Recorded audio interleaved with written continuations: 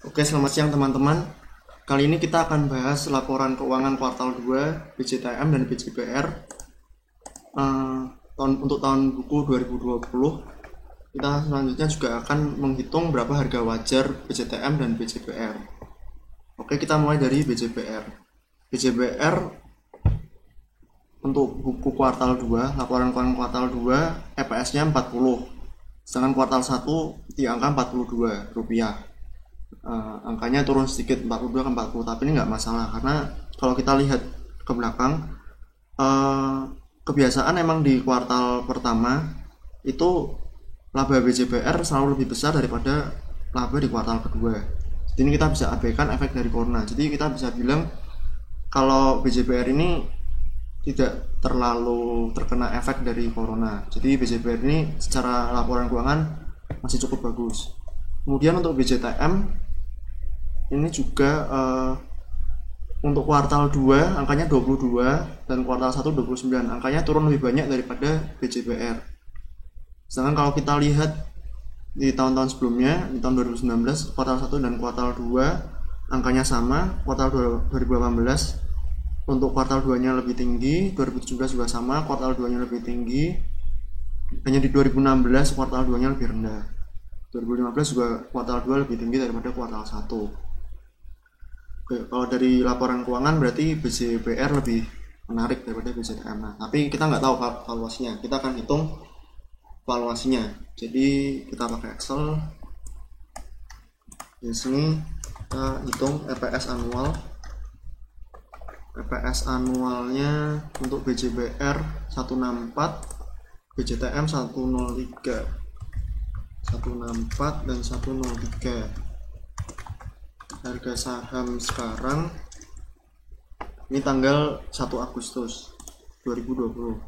BJTM 550, BJBR 935. BJBR 935, BJTM 550. Jadi PE rasio di angka harga dibagi EPS di 5,7 dan BJTM 5,33. Berarti PE rasionya ini relatif mirip, hampir sama. Kemudian untuk book value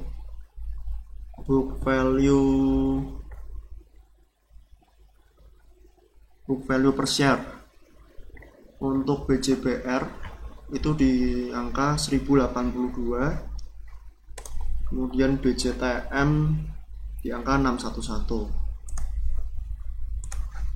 Book value 1082 dan 611. Jadi PBV nya adalah 1082 dibagi 1000, price to book value, price harga dibagi book value, harga dibagi book value. Oke, kita rapikan.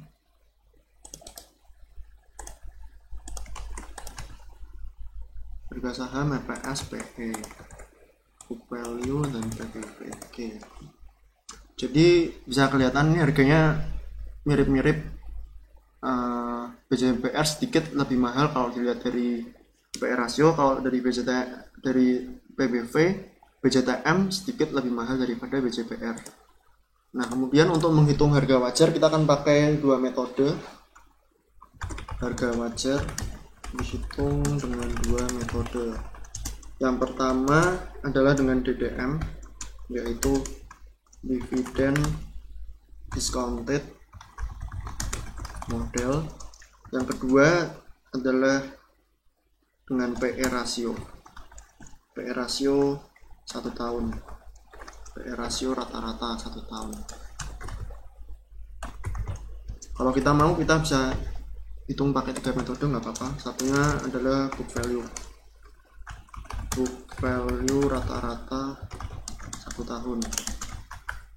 Nah, oke, kita mulai dari DDM. Jadi rumus untuk menghitung DDM ini adalah ini.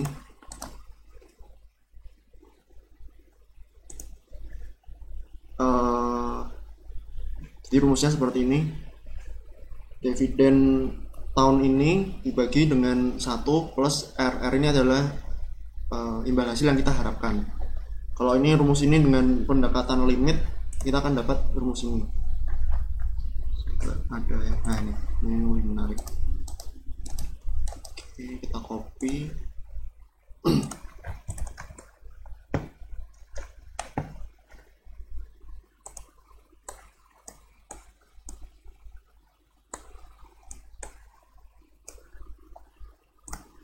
Satu lagi, kalau dari pertumbuhan,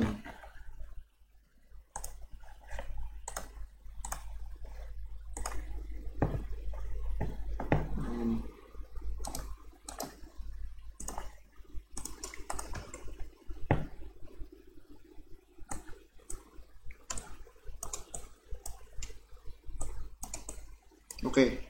Jadi di sini ada D. D itu dividen tahun ini, expected dividend for year 1. Jadi kita anggap dividen sekarang. Kemudian ada K. K ini atau juga R, itu disebut discount rate atau required return on common stock. Jadi ini ada imbal hasil yang kita harapkan. Kemudian ada G. G itu growth rate. Jadi labanya setahun bertambah, dividennya setahun bertambah berapa. Itu kita bisa masukkan ke dalam growth rate. Nah, apabila growth rate-nya ini 0, maka rumusnya ada D per K atau D per R. Sama. Jadi kita akan ambil yang konservatif, itu pertumbuhan dividennya 0. Kenapa? Karena kita bisa lihat di BJBR itu labanya dari 2015 84, kemudian 89, 90, 89, 94. Jadi angkanya nggak signifikan pertumbuhannya. Kemudian untuk BJTM angkanya dari 43, 43, 44, 45, 48 juga nggak signifikan. Jadi kita bisa tulis dividen per share DPS untuk BJBR di angka 90. Kemudian untuk BJTM ada di angka 40, kita pakai misalkan 45. Atau mau pakai 43 atau 44 juga nggak masalah. Di sini saya akan pakai 45. Nah, berarti kalau menggunakan rumus ini DDM dengan zero growth, berarti harga wajarnya adalah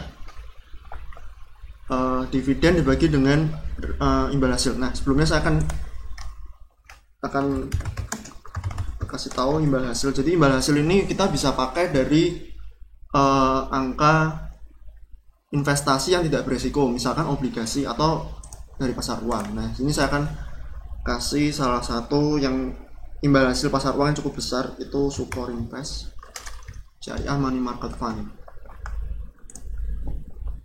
Jadi angka yang dikeluarkan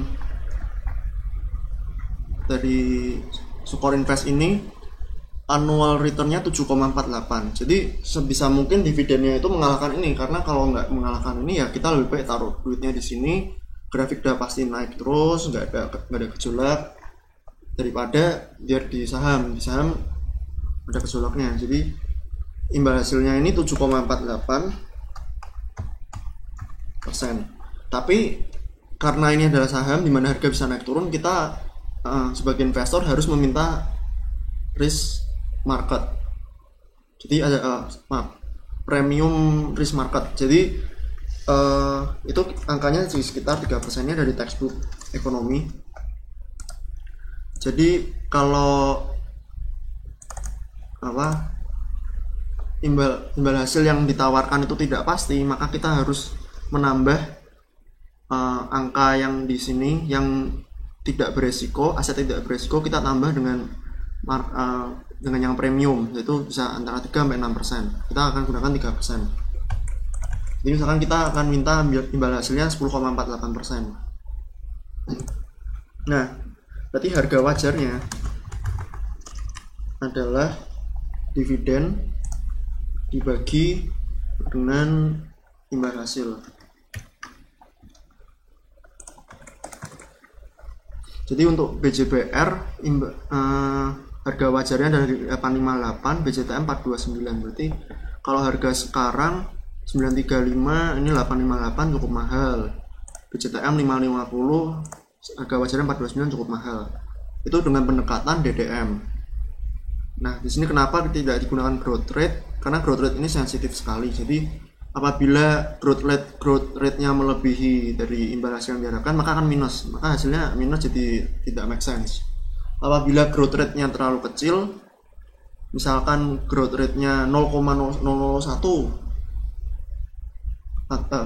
kalau growth rate-nya sangat besar, misalkan 9%, maka di sini akan menghasilkan angka yang besar. Kita tidak akan coba di sini. Jadi ini prinsip pecahan biasa saja. Nah, kalau sini berarti kesimpulannya BJBR over value, kemudian BJTM juga over value.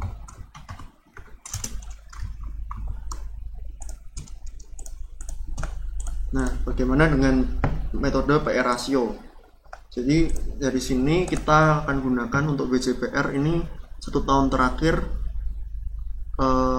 ada di angka 8. Jadi PE rasio ada di 8. Kemudian untuk BJTM itu ada di angka 6,63. Nah, maka harga wajarnya adalah PE rasio dikali dengan laba setahun. Nah, apabila BJBR kembali ke PE rasio rata-rata, maka harganya ada di 1312. Kemudian BJTM apabila kembali ke PE rasio rata-rata, harganya ada di 682. Kemudian untuk PBV kita akan gunakan PBV ini, dihapus dulu. Book value, current price to book value, kemudian PV plus 2, PV plus 1, PBV plus 1, dan PV 2. Oke, jadi untuk BJTM ada di angka 1,00, di kisaran 1 untuk harga wajarnya BJTM. Kemudian untuk BJBR ada di angka 1,07. Jadi harga wajarnya adalah 1,07 dikali dengan book value-nya. Oke, jadi kalau dari PE rasio, BJBR dan BJTM masih murah. BJBR dan BJTM juga masih murah kalau pakai pendekatan menggunakan pendekatan PE rasio dan PBV rasio rata-rata. Nah, upside potensial upside-nya adalah berarti harga wajar dibagi dengan harga sekarang dan 1.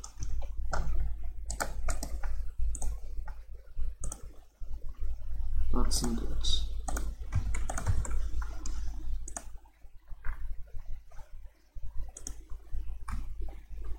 Nah, berarti potensi up-nya ada 40% untuk BJBR, BJTM 24%. Kemudian untuk PB, apabila menggunakan pendekatan PBV, potensial up-nya adalah